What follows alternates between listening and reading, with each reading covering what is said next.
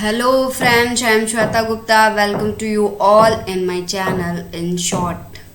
आज हम लोग पढ़ेंगे हर्नियोटॉमी के बारे में, राइट। ये सेकेंड ईयर के पर्पस से ज़्यादा इम्पॉर्टेंट है। सेकेंड ईयर में ये पूछा जाता है हर्नियोटॉमी। तो आज हम हर्नियोटॉमी के बारे में देखते हैं कि ये है। अगर हम हर्नियोटॉमी की बात करें तो हर्नियोटॉमी क्या है? Herniotomy is an operation in which hernia sac is removed without any repair of the inguinal canal is describe as a herniotomy, right. Herniotomy का मतलब क्या है कि इसमें हम लोग क्या करते हैं, हर्निया सैक जो बन जाता है हमारा हर्निया सैक, इसको हम लोग क्या करते हैं, रिमूव्ड करते हैं। इसको हम लोग रिमूव करते हैं विदाउट इंजियोनल कैनाल को रिपेयर किए हुए, इंजियोनल कैनाल को। अब इसमें बहुत से ऐसे टर्म्स आएंगे जिनके बारे में हमें पता होना ज़रूरी है, राइट। तो सबसे पहले हर्निया सैक क्या है? तो ये क्या होता है कि हमारा जो एब्डोमिनल वॉल है, हमारा जो एब्डोमिनल वॉल है, अगर हम एब्डोमिनल की बात करें तो, वरना हार्निया और भी जगह पे हो सकता है, राइट। तो अगर हम एब्डोमिनल की बात करते हैं तो हमारा जो एब्डोमिनल वॉल है उसकी वॉल में जो होती है वो वीकनेस होने लगती है या होल टाइप का बनने लगता है, तो उसी को हम लोग कहते हैं कि हार्निया। और जब कोई चीज़ अपने पोजीशन से हट के आउटवर्ड साइड में निकलने लगता है तो उसको कहते हैं हम लोग क्या, हार्निया। तो हार्निया के ऑपरेशन में हम लोग क्या करते हैं, हार्निया सैक को ही रिमूव करते हैं बिना इंजियोनल कैनाल को छुए, ठीक है, बिना इंजियोनल कैनाल को छुए, राइट। इंजियोनल कैनाल क्या है हमारा? तो ये क्या करता है, हमारा एब्डोमिनल कैविटी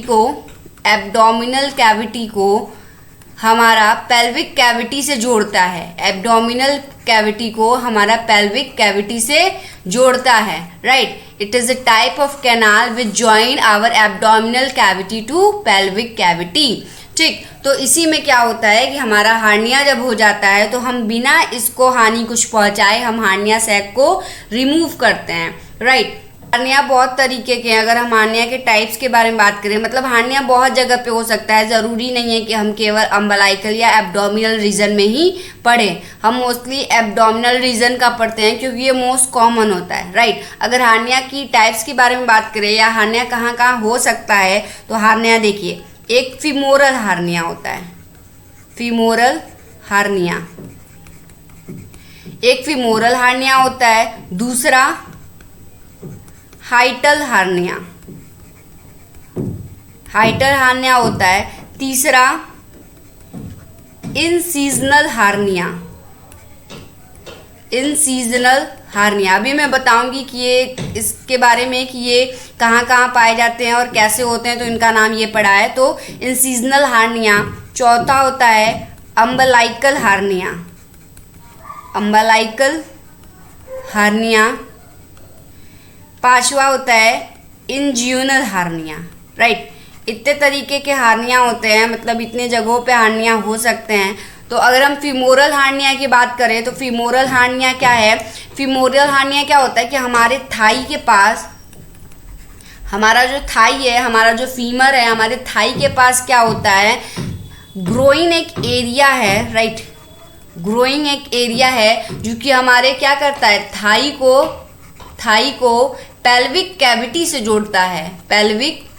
से जोड़ता है। तो ग्रोइंग एरिया के नीचे और थाई के पास क्या होता है, बल्ज हो जाता है। जैसे कि बताया था मैंने, हार्निया क्या होता है कि किसी भी वॉल का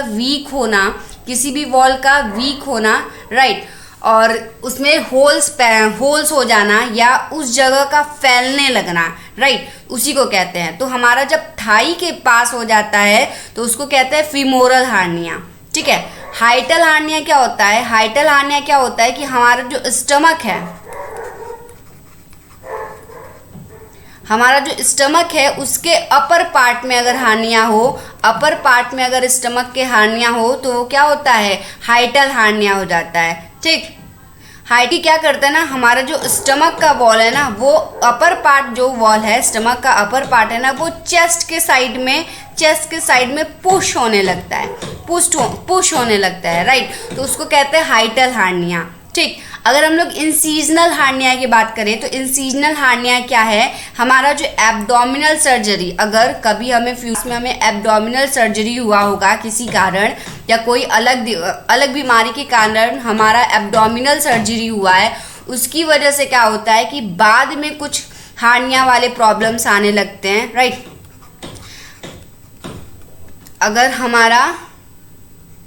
अगर हमारा एब्डोमिनल सर्जरी हुआ है पास्ट में, तो उसकी वजह से क्या होता है कि इसके जो साइड इफेक्ट है ना वो बाद में होने लगते हैं, तो इसमें भी हमें इंसीजनल हार्निया इसको कहते हैं। अगर एब्डोमिनल सर्जरी हुआ है उसकी वजह से अगर हार्निया होगा इन फ्यूचर तो उसे क्या कहते हैं, इंसीजनल हार्निया। अम्बलाइकल हार्निया की अगर बात करें तो अम्बलाइकल हार्निया क्या है कि हमारा जो बेली बटन है, या जो हमारा नेवल है, नाभि है, जो हमारा जो बेली बटन या नेवल है वो क्या करता है ना, अगर उसको जब बर्थ हुआ हो और हम उसकी अच्छे से ध्यान ना रखे हो तो वो क्या करता है ना, आउटवर्ड साइड में निकलने लगता है, बाहर के साइड में निकलने लगता है, आउटवर्ड साइड, राइट। नेवल जो है हमारा वो आउटवर्ड साइड निकलने लगता है, जिसकी वजह से क्या होता है, हमें अम्बलाइकल हार्निया होता है, ठीक। अगर लास्ट इंज्यूनल हार्निया की बात करें तो इंज्यूनल हार्निया क्या है, हमारा जो ग्रोइन एरिया है वहाँ पे क्या करता है, वहाँ पे बल्ज होने लगता है। हमारा जो ग्रोइन एरिया है, अभी मैंने बताया था कि ग्रोइन एरिया क्या है, जो हमारे थाई को पेल्विक कैविटी से ज्वाइन करता हो, तो ग्रोइन एरिया में होता है हमारा बल्ज होने लगता है, ठीक है। ग्रोइंग एरिया में उभार होने लगता है तो वहाँ पे क्या होता है, इंज्यूनल हार्निया हो जाता है, राइट। तो हार्निया कितने तरीके के हैं, कहाँ कहाँ पे होते हैं, तो फीमोरल हार्निया है, हाइटल हार्निया है, इंसीजनल हार्निया है, अम्बलाइकल और इंज्यूनल हार्निया है।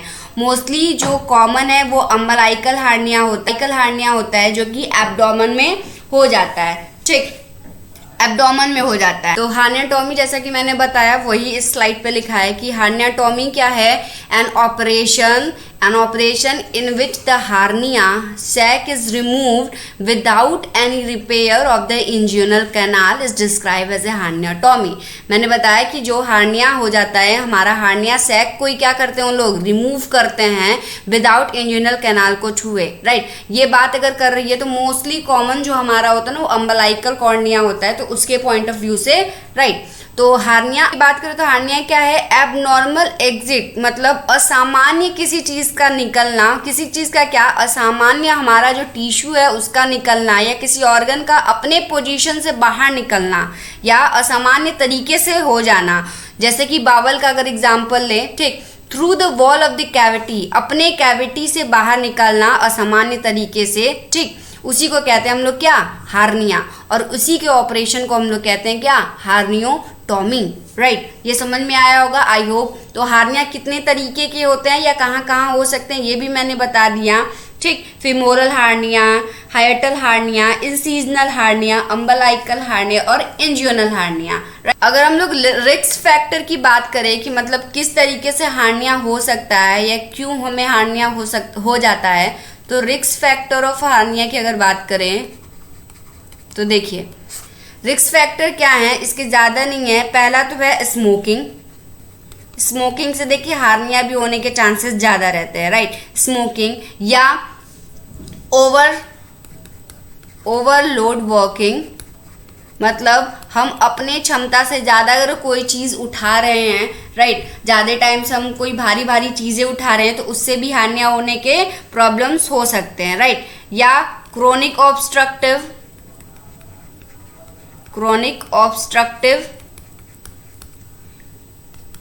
और पल्मोनरी डिजीज, ये सारे भी रिस्क फैक्टर हैं हमारे किसके, हार्निया के, ठीक है। अच्छा, इसमें अब क्या सर्जिकल प्रोसेस होता है कि हार्निया में मतलब कौन से सर्जिकल या किस तरीके से सर्जरी की जाती है, तो देखिए सर्जरी जो होती है हमारी, सर्जरी जो होती है तरीके से होती है।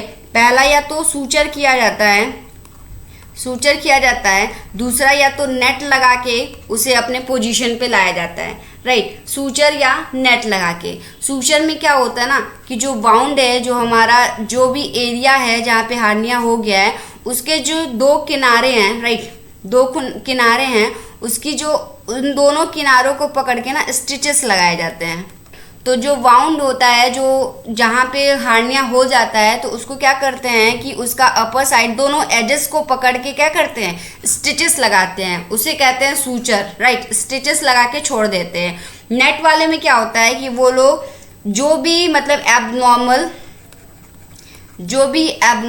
ग्रोथ हो गया, राइट, या एबनॉर्मल एग्जिट हो गया ऑर्गन या टिश्यू का, तो वो क्या करते हैं, उसे अपने पोजीशन पे लाके उसे क्या कर देते हैं, नेट से कवर कर देते हैं, राइट। नेट लगा के, प्लास्टिक की नेट होती है, उसको नेट से लगा के उसको कवर कर देते हैं। तो ये 2 तरीके से सर्जरी होती है हार्निया की। बात करें बिफोर द प्रोसीजर की, मतलब हार्निया की जो सर्जरी होती है उससे पहले कौन कौन सी चीज़ें होती हैं, अगर उसकी बात करें तो सबसे पहले डॉक्टर क्या करता है, एरिया को, जिस भी जगह पे हमें हार्निया हुआ है, एरिया को क्या करता है, पालपेट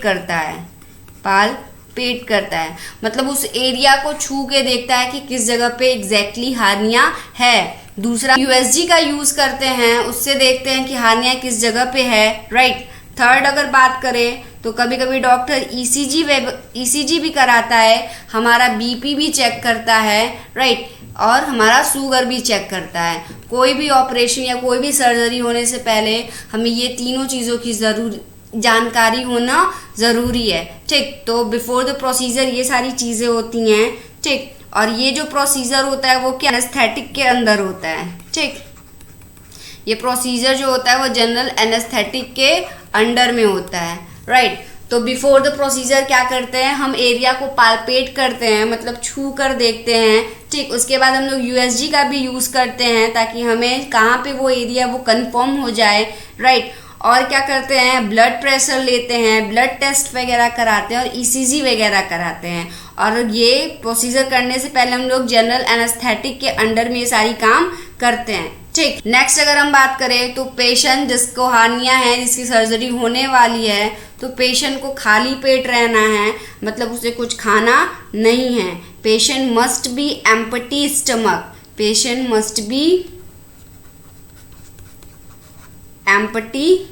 स्टमक, ठीक। मतलब जिसका ये प्रोसीजर होने वाला है उसे कुछ खाने के लिए नहीं बोलते हैं, उसका पेट खाली होना चाहिए, राइट। अब किस तरीके से होता है ये प्रोसीजर, ठीक। हाउ दिस प्रोसीजर अकर की अगर बात करें हम लोग, मतलब ऑपरेशन कैरीड आउट, ऑपरेशन किस तरीके से होता है, तो अगर उसकी बात करें तो सबसे पहले क्या होता है, ऑपरेशन करने के 2 तरीके हैं, मैंने बताया। पहला तो सूचर, मतलब स्टिचेस लगा देंगे वो, ठीक, दोनों एजेस को पकड़ के स्टिचेस लगा देंगे। और दूसरा नेट, राइट, वो लोग क्या करते हैं, नेट का यूज़ करते हैं उसको कवर करने के लिए, ठीक। नेक्स्ट अगर बात करें तो पेशेंट को हम लोग सुपाइन पोजीशन में लेटाएंगे, पेशेंट को हम लोग सुपाइन पोजीशन में लेटाएंगे, ठीक। जो ऑपरेशन है वो जनरल एनेस्थीसिया दे के होता है, मतलब जो एनेस्थीसिया हम लोग यूज़ करेंगे वो कौन सा एनेस्थीसिया होता है, तो जनरल एनेस्थीसिया। बात करें तो क्या है, द लीजन, मतलब जो एरिया है जहाँ पे हमें ऑपरेशन करना है वो क्या होता है, शुड बी क्लीन, उसको साफ करते हैं हम लोग, किससे, तो एनएस से या बीटाडीन से, राइट। तो जो एरिया है, जो लीजन है, उसे हम लोग क्या करेंगे, क्लीन करेंगे एनएस या बीटाडीन से, ठीक। फिर क्या करते हैं हम लोग, स्मॉल इंसीजन, मतलब एक छोटा सा कट करते हैं जिस जगह पे हमें ऑपरेशन को करना है, और स्मॉल इंसीजन करते हैं, राइट। नेक्स्ट अगर बात करें तो हम लोग क्या करते हैं, हार्निया सैक जो होता है उसको आइडेंटिफाइड करते हैं, मतलब कहाँ पे हार्निया है, और उसको हम लोग अलग करते हैं ब्लड वेसल से, राइट।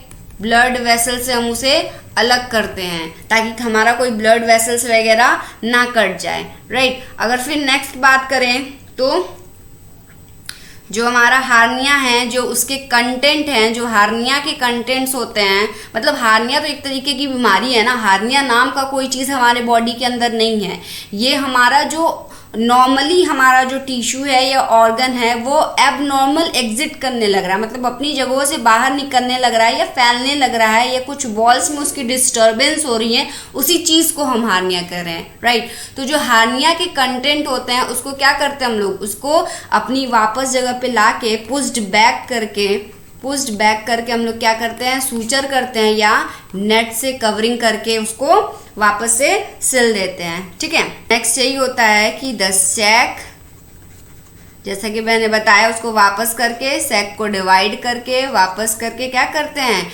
टाइड ऑफ, मतलब बांध देते हैं या स्टिच कर देते हैं, ठीक है। तो ये कौन से हैं, ये प्रोसीजर होते हैं ड्यूरिंग दी ऑपरेशन, ठीक।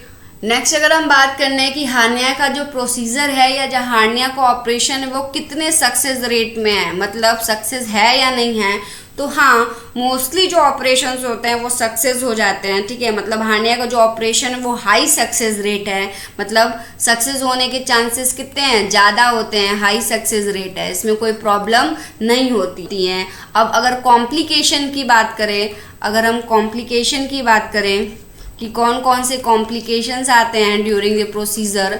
कॉम्प्लिकेशन क्या होता है कि जब हार्निया का प्रोसीजर चलता है, जब हार्निया का हमारा प्रोसीजर चलता है तो उसमें क्या होता है, कभी कभी ऐसा होता है कि कुछ नर्व्स डैमेज हो जाते हैं, राइट। जब हार्निया का प्रोसीजर चलता है तो कॉम्प्लिकेशन जो उस समय होते हैं, ये तो खैर हर ऑपरेशन में ऐसा होता है, लेकिन अगर हम हार्निया की भी बात करें तो कॉम्प्लिकेशंस की अगर बात करें तो नर्व डैमेज कभी कभी हो जाता है या कभी कभी इन्फेक्शन होने के चांसेस भी ज़्यादा रहते हैं, राइट। इन्फेक्शन होने के चांसेस भी ज़्यादा रहते हैं, ठीक। अगर हम ऑपरेशन की बात के बारे में बात करें कि ऑपरेशन के बाद क्या होता है,